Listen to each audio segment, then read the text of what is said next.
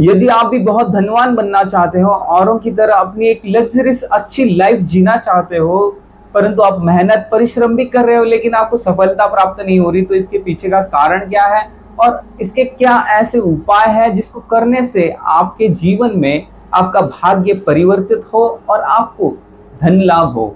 ऐसे कुछ आपको मैं उपाय बताऊंगा इस वीडियो में, जुड़े रहिए मेरे साथ। सबसे पहले, जब आप सोने के लिए जाते हैं तब आप जो है निराशा से हताश होकर सोने न जाए। आप जब भी सोने जाओगे रात के समय, तो आप अपने मन में से सभी नेगेटिव थॉट्स निकाल कर अपनी एक अच्छी नींद ले लीजिए। किसी भी प्रकार का आपको मन में विचार आता है, चिंताएं सताती है धन से संबंधित, तो आप अपने अपने फोन का इस्तेमाल कर सकते हैं। किसी प्रकार के आप म्यूजिक सुनकर सोना चाहते हैं तो म्यूजिक सुनकर सोइए, या फिर किसी प्रकार के भजन सुनते हैं तो भजन सुनते सुनते सो जाइए। और जब आप उठेंगे तो आपको बिल्कुल फ्रेश होकर, हमारी जो हथेलियां होती है इसको हमें ऐसे इस प्रकार रब करके अपनी आंखों के ऊपर से, अपने चेहरों के ऊपर से 3 बार इसको घुमाना चाहिए। माना जाता है हथेली के ऊपर हमारे माँ लक्ष्मी, सरस्वती और अन्नपूर्णा का वास होता है। ऐसा करने से हमारे जीवन में हमारा भाग्य उज्जवल होना शुरू हो जाता है। और जब भी आपकी नींद खुल जाए तो आपको हमेशा हंसते हुए, मुस्कुराते हुए उठना चाहिए। आप किसी प्रकार का खराब मूड लेकर आप उठते हैं तो आपकी दिन की शुरुआत ही अगर सही से नहीं होगी तो आपका दिन कैसे अच्छा बीतेगा। यदि आपके भाग्य को आपको उज्जवल करना है तो सबसे पहले आपको अपने नेगेटिव थॉट्स, नकारात्मक विचारों को त्यागना होगा, तभी यह संभव है। अब जानते हैं कुछ ऐसे उपाय जिसको करने से आपको अवश्य ही धन लाभ होगा। सबसे पहला उपाय आपको करना है, आप जब भी नहाने के लिए जाओगे बाथरूम में, तो आपको अपने नहाने के पानी में गंगा जल का थोड़ा सा उपयोग करना है, फिर आपको नहाना है। यदि आप शावर लेके नहाते हो तो उसको कुछ दिनों के लिए बंद कर दीजिए और अपने बाल्टी से नहाना शुरू कर दीजिए, और बाल्टी में थोड़ा सा गंगा जल जरूर मिलाइए।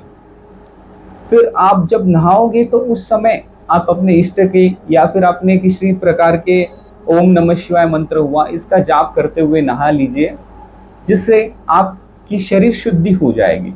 जब शरीर शुद्धि होती है तो हमारा ऑरा क्लीन हो जाता है। तब आपको पूजा के लिए आप जो भी आप पूजा पाठ करते हो वो कर लीजिए।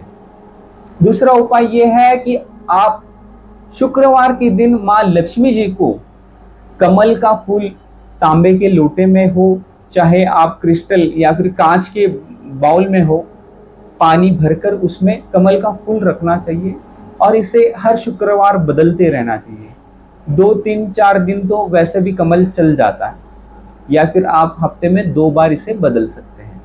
ऐसा आप अपने घर में करिए और अपने व्यवसाय स्थान अर्थात आपके ऑफिस या फिर आपकी दुकान पर भी आप इसे कर सकते हैं।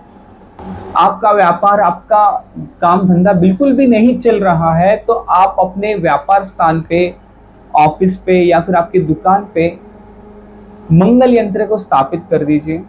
मंगल यंत्र को स्थापित करने से आप देखेंगे कि आपका व्यापार बहुत बढ़िया तरीके से चलना शुरू हो जाएगा। और एक उपाय आप कर सकते हैं, मंगलवार के दिन हनुमान जी के मंदिर जाकर उनके पैरों का सिंदूर निकालकर अपने व्यापार स्थान में, अपने ऑफिस में या फिर अपने दुकान में, आप अपनी जो सिटिंग चेयर होती है उसके बिल्कुल पीछे की तरफ, जैसे मैं बैठा हूं बिल्कुल मेरे पीछे की तरफ, आप इस संपूर्ण व्यापार वृद्धि यंत्र को बना दीजिए।